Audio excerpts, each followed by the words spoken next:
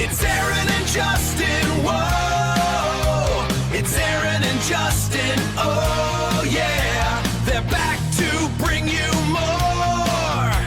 It's Aaron and Justin, you don't know what's in store. They're doing what all white dude bros have done.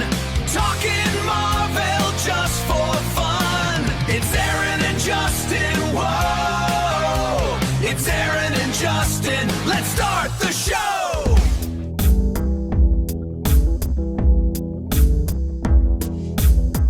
Quick reminder to all of our listeners before we get started, please just stop what you're doing. Hit that follow, hit that subscribe, whatever button you have, there's always a button. Hit that. Just because if you don't finish the episode right now, we want you to come back. We want you to hear all of our thoughts about Reb Brown. This is the Reb Brown cast. Thank you for joining us. I'm Justin. I'm Aaron. And yeah. And we have Reb Brown with us right now.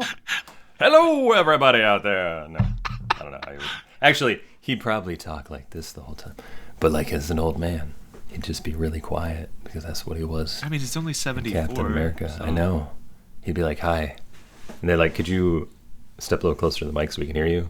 Oh, yeah, sure. Hi. I was like, speak up. The whole time I was watching this, he was very quiet. This episode is necessary just for a counseling session, so we can express our feelings about what happened. So I watched the first one. Mm-hmm. Like you said, you were only going to get to the first one. I only watched the first. I could not imagine a world where I would watch the second one, fast forwarded through the second one, and watched the last 15 minutes to really enjoy the climax of his battle with Christopher Lee. Okay. And I'm calling it good. Okay. The ending of this first one, I felt was pretty lame. There were one or two times in the middle where I was like, oh, that was pretty good. Like the helicopter chase on the bike. I didn't want to miss that. That was pretty good. Captain America 2 does look better. When he attacked the tanker at the end, the stunt work was pretty decent. So I kind of enjoyed that as well. But then it just ended boring. It ended with the greatest twist in the history of film. Yes, that was fine. But I wouldn't consider that the ending of the movie. This is possibly the most boring movie I've ever watched in my entire life. And yet there was stunt work that was pretty impressive. Welcome, everyone, to this episode of Aaron and Justin Talk Sequels, Marvel Movie Madness. I never remember I think the it's title. Marvel Mayhem. Marvel Mania. I like that. Mayhem. Simple, easy, Mayhem.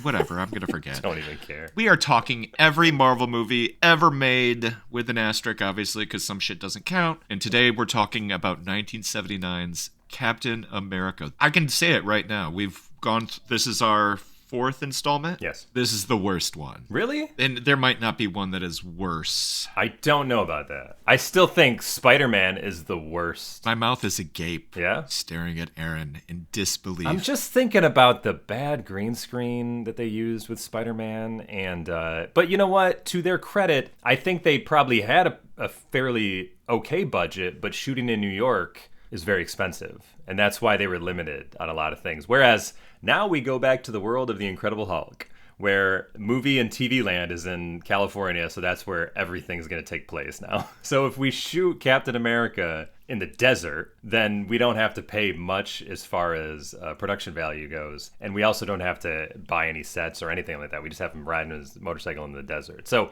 I see what you mean about that, but I do think that it still just looked better. I don't know. I just felt the editing was better. The pacing was better. Here's my argument.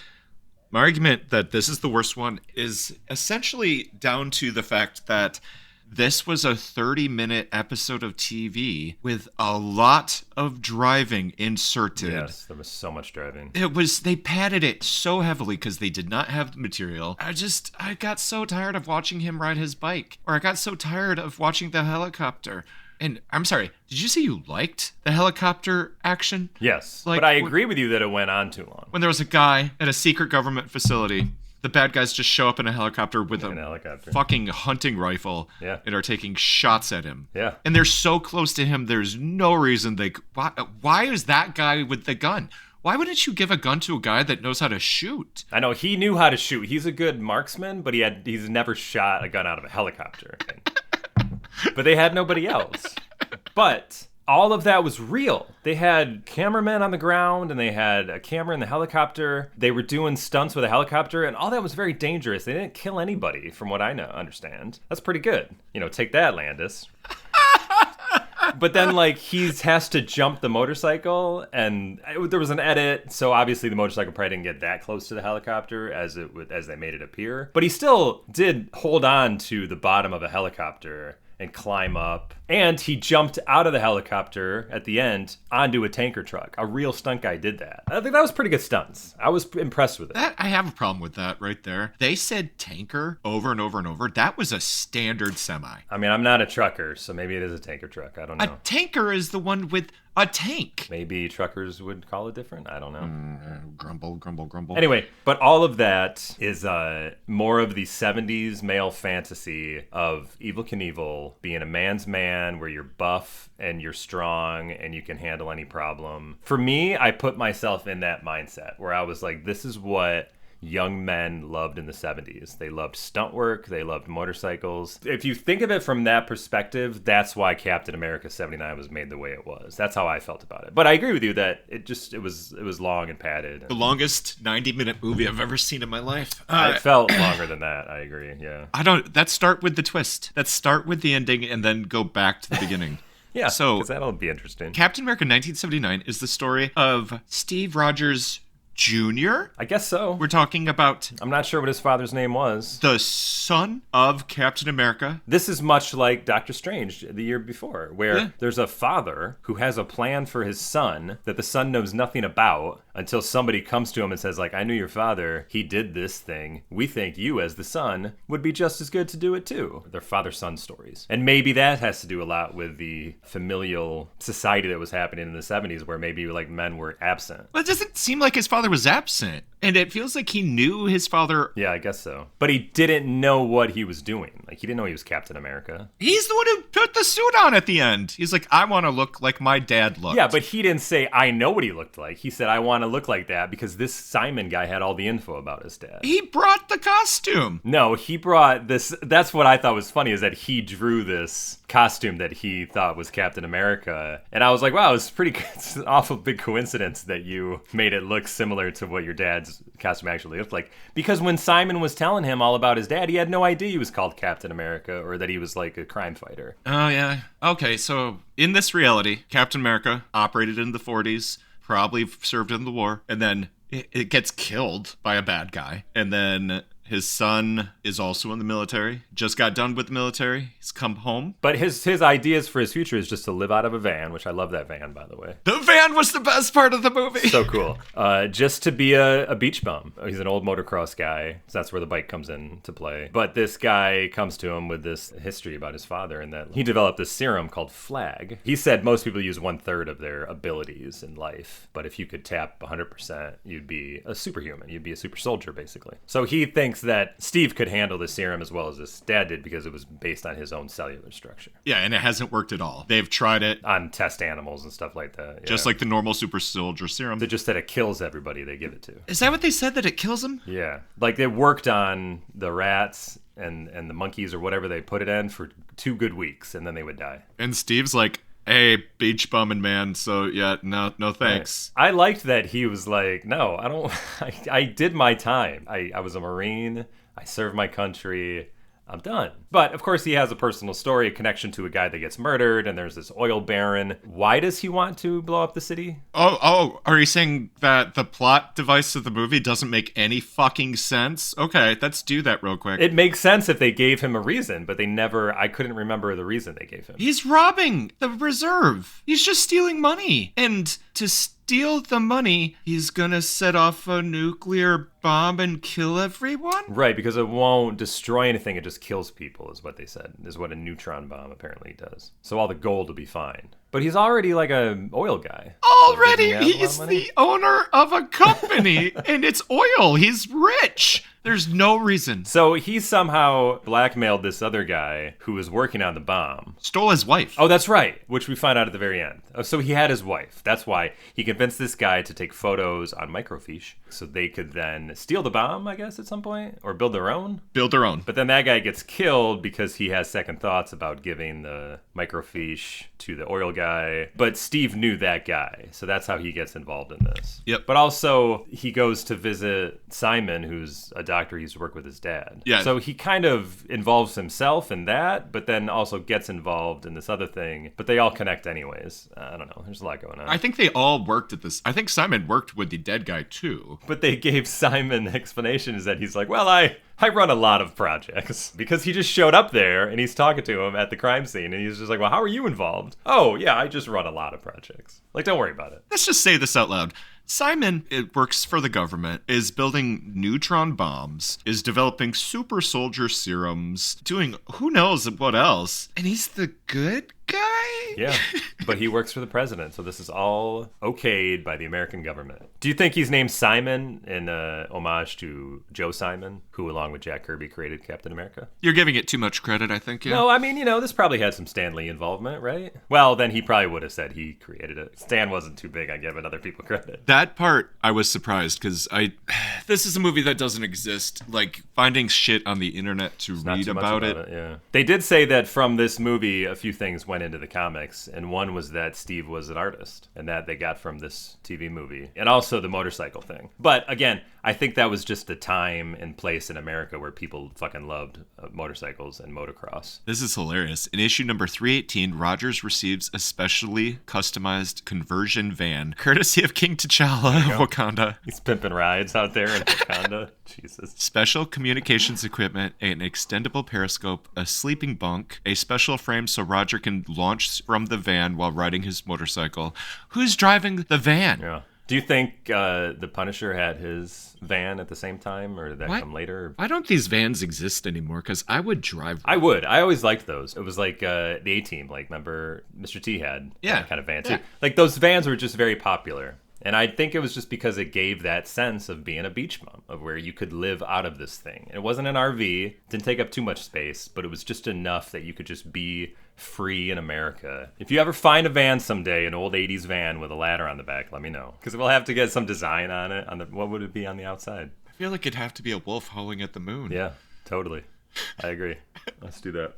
Anyway. We just, real quick, have to say that this Captain America is played by Reb Brown. You know, you think it's short for something, but it's not. It's just his initials. Oh, okay. What's his name? His name's Robert Edward Brown. He was a That's pretty cool. USC football player. So they just called him Reb. Yeah, Reb. And then he went for his stage name. He was like, I'm Reb Brown, even though Brown is already in Reb. It's like ATM machine. Exactly. I mean, if you had those initials, people call you Reb. I think that's pretty good. Now, he was buff, man. He was big. At first looks, this is great casting. He was too soft-spoken, though. That's his acting ability is soft-spoken. Isn't that great? But he looked good in the costume, I thought. And it was nice to see that he was big. What did you think of the costume throughout the movie before the final reveal? It was way better than photos have made me believe all these years. I didn't hate it. Shield was terrible. The shield was awful. Yeah. Why would they do that? Why didn't they just paint it blue on the clear parts? It looked plastic. It was plastic.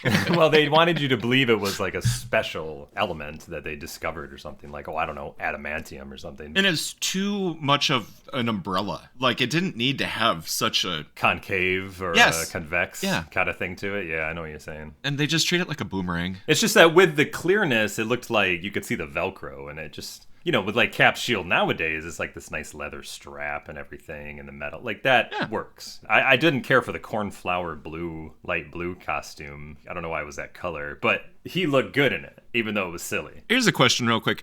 If these guys hadn't from the start been trying to kill him for some reason, would he have become Captain America? I don't think so. Well, it was all because Tina got Wait, was it Tina? Somebody got kidnapped, right? And then that pushed him over the edge to be like, I gotta go in there alone or she's gonna get killed. Well, no, I mean, just taking the serum, like the whole elements that lead to him becoming Captain America. Well, he didn't take it. They gave it to him because he was unconscious. Because the bad guys tried to kill him for the third time. True. He seemed a little pissed that he didn't get a decision. I don't think this guy's ever been mad about anything in his whole life. No, you're right. He's a pretty easygoing fella. But anyway, why change all of that? Why not make him a soldier in World War II who wants to fight Nazis and have the serum to do so? Well, that's easy. Like, why not do that story? Because in the 70s, they were like, oh, nobody cares about World War II anymore. We need this modern. Yeah. I just love this alternate universe where we have Captain America's son being Captain America, working with the government to stop bad guys. It's just cool. So it works. But I agree with you. It was boring. But the whole thing worked. And therefore, that's why I do think this is better than Spider-Man 77. Other than the Incredible Hulk, none of these have been, like, amazing. Here's my ranking so far of the 4. Worst, Spider-Man 77. Second worst, Doctor Strange 78. Third worst, Captain America 79. Pretty good, Incredible Hulk 78. Really? So this slots up behind Incredible Hulk now. Incredible Hulk, Doctor Strange, Spider-Man, Captain America. If you had to watch another one again, if you were forced to, you would watch Doctor Strange over Captain America. Oh, God, I will never watch this again.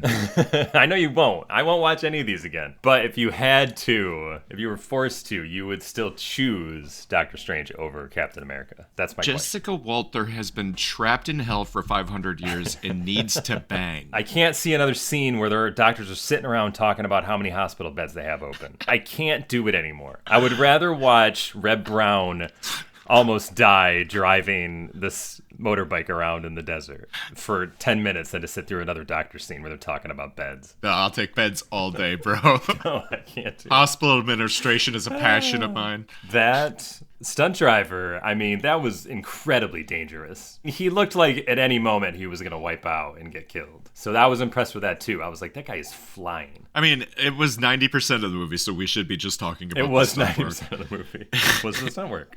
Give it up. Anyway, so it all comes to a head. They find the oil baron. Real No, quick, okay, go ahead. neutron bomb. Yeah. So just in case we don't know what this is, a neutron bomb, according to Wikipedia, a low-yield thermonuclear weapon designed to maximize lethal radiation in the immediate vicinity of the blast while minimizing the physical power of the blast. Wow, so it's actually real what they were saying. Yeah.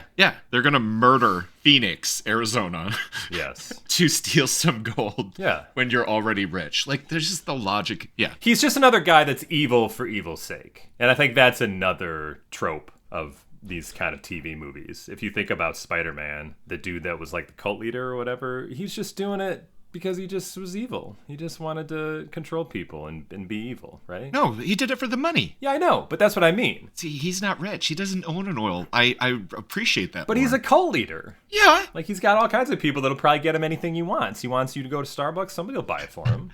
You know, he doesn't have to worry about it. And he doesn't worry about anything.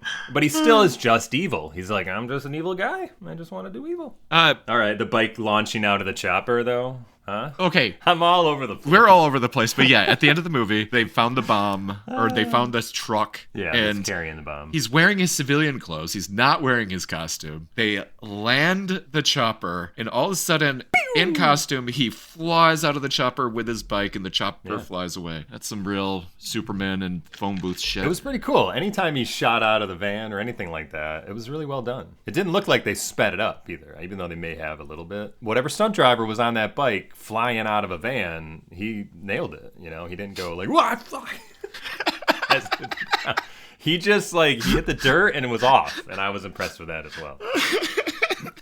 Just a guy that's never ridden a motorcycle before. I'm a stunt driver. I drive cars. You can probably handle the bike, right? Yeah, sure. Yeah, same concept. Yeah. So the meatpacking plan I thought was a pretty good scene. I liked the uses of the meat to defeat the guys, and then him running around in his costume looked nice. The helicopter chasing the bike was a good scene. He on the helicopter getting on top of the truck. Or no, he didn't jump out of the helicopter out of the truck. He used his bike, rode up to the truck, jumped on the truck. Like, this is somebody really did this. Yeah. Well, I just love that call to the guy. Hey, I just left the bike. And he's like, I saw it. I have a guy picking it up. Yeah. That guy was my favorite part of the movie. Dr. Simon Mills as like Yeah, the Simon. brains of the operation. He does everything. He's in charge of everything. He does everything. He goes, hey, can you still fly a helicopter? Oh, yeah, that's not something you forget. Do I have a hat and aviator's shades? Don't worry about it. I'll be there. Big on helicopters and bikes in this movie. Let's circle back to before he becomes Captain America, and he's just chilling on the beach with Simon's. Isn't that his coworker? Simon's coworker, Wendy, at the beach Yes. with him?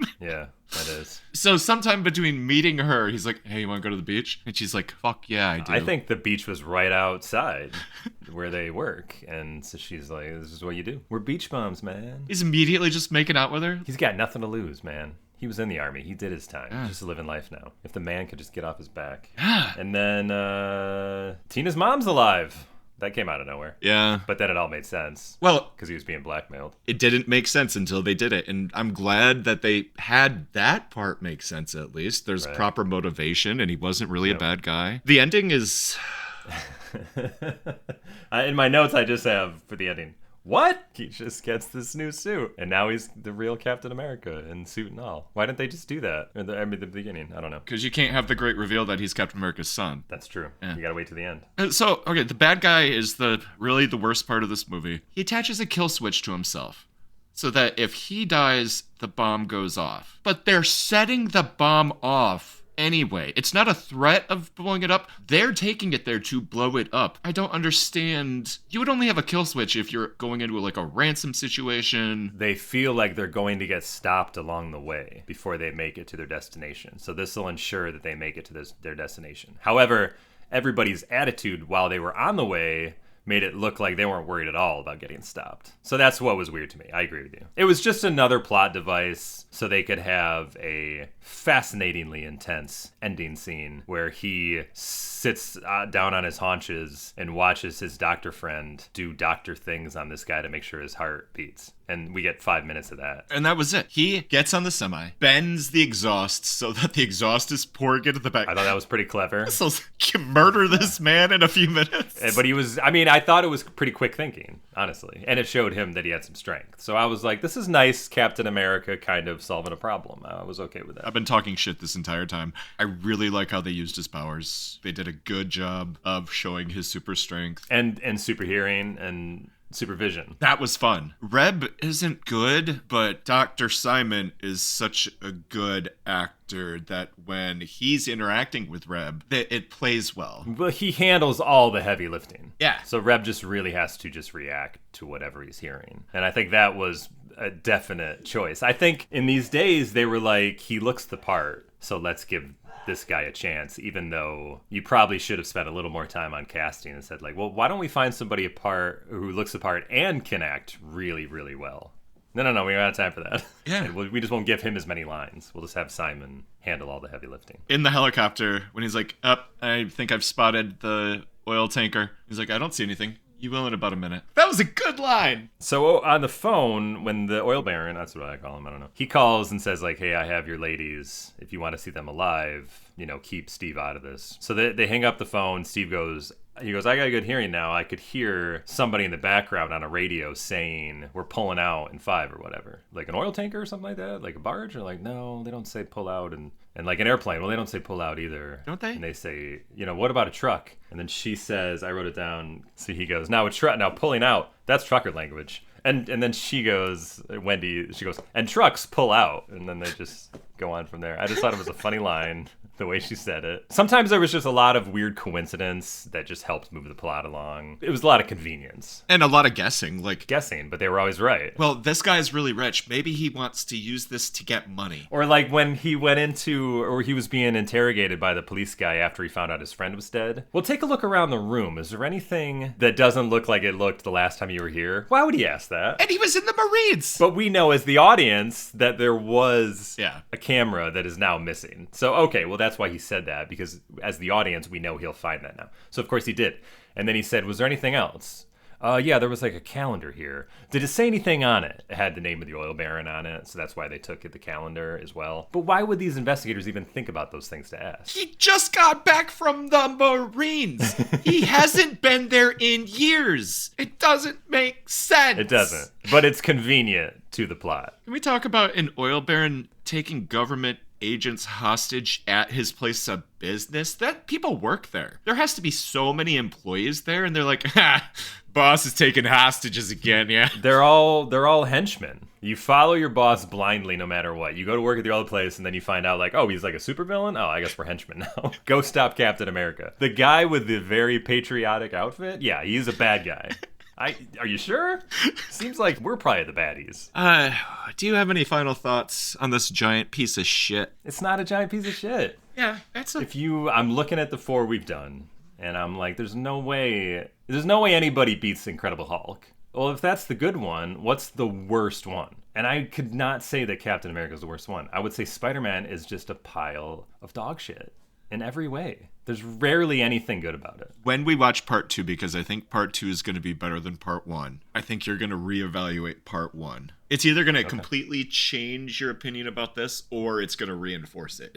Obviously, it's only going to be one of those two. Well, I could see it sliding behind Incredible Hulk, but I don't think it's going to be worse than Doctor Strange or Spider-Man. You want a little taste? Yeah, give me a little teaser for the next one. There is a scene where his bike turns into a hang glider. Nice. And he travels for miles. So you're saying it might be better than Incredible Hulk? No, it's not going to be better than Incredible Hulk.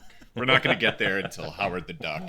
I'm excited for Howard the Duck because it's like the first like real theatrical film. Yeah. That was my only final thought, or more of a question for you. Was this ever intended to be a TV show? I had this thought over and over and over because it is framed as setting up a TV show because it's just the same story beats as every other one, but I cannot see any mention of it at all. Yeah, I don't think it was because this came out in January of 79 and then they made a sequel that came out I think in November of 79. So there's just 1 year where they were like, here's 2 Captain America movies. They said the second one played in 2 installments on like ABC or whatever, and then that was it. Who put this out?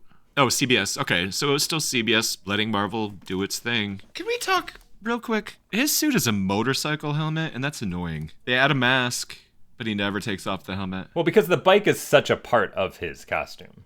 I think that's why. He doesn't have to take the helmet off because he's never not anywhere near the bike. That's what this For too is. long.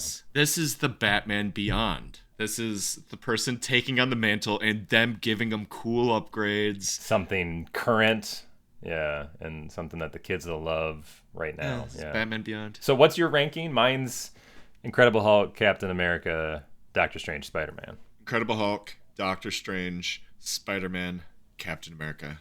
Come on. Gotta be kidding me. I stand. Spider-Man, I can't even think of a positive thing about that movie. Of course, I'll have to listen to what we did, but maybe I came up with some things. But in hindsight, I can't think of anything I liked about that movie. Okay, I just want to say this out loud. Captain America was created by Joe Simon and Jack Kirby. Good guys. Yeah, that's never been in dispute.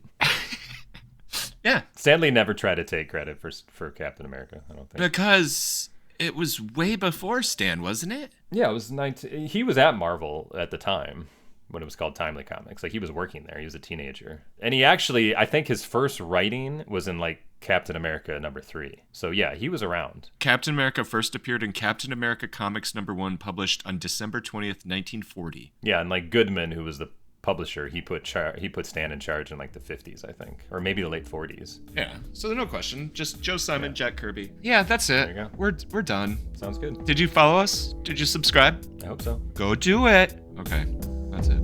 Have a great day.